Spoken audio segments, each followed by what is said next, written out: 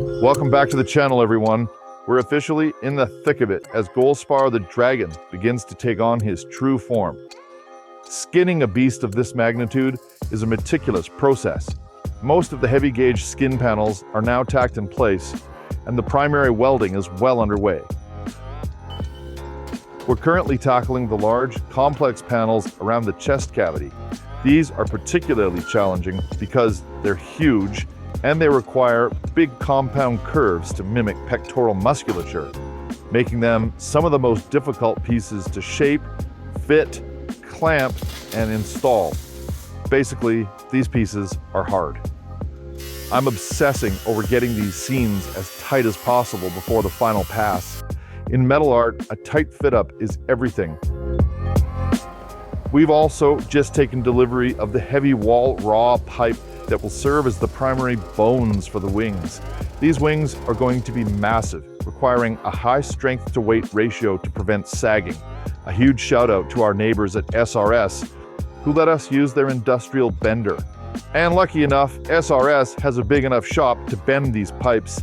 I couldn't think of another place who could handle it. These things are going to be huge.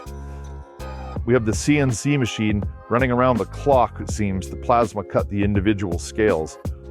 Once the shapes are cut, they move over to the power hammer.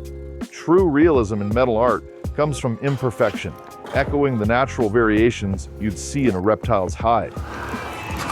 See these? They look good, eh? Oh yeah. He foot stomped them all. Instead of doing it on the table, he just squashed them. So we want to hit from the inside out.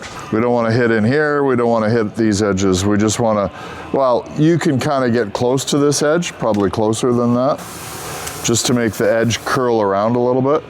And we can do that a little bit with a hammer, maybe if it's really fighting us. But let's just see how much shape this gives it.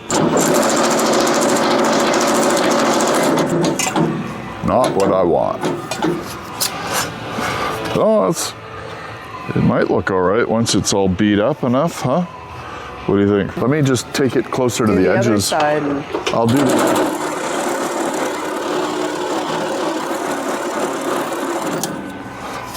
Curled it over more. That looks a little better, eh?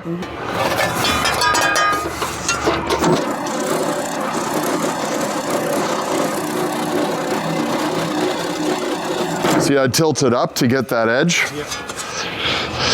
Oh, I gotta do a little more in there, a second.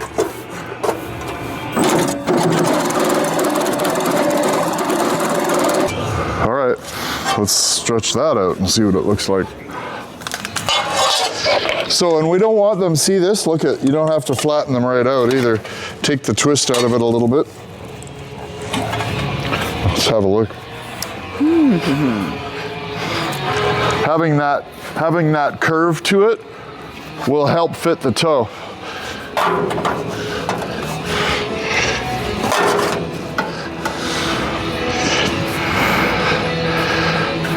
Oh, it's good. Yeah, if you saw them all the way up, that looks pretty cool. It would look like armor once you see them stacked, eh? The reliability of my gear is what keeps this project moving, and the tools from Bailey Industry have been absolute workhorses. For anyone looking to get into metal shaping, having a high-quality reciprocating power hammer or a reliable bead roller is a game changer. That's pretty good texture.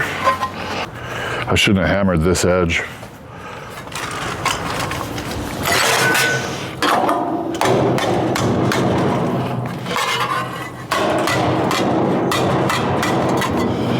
That's pretty cool.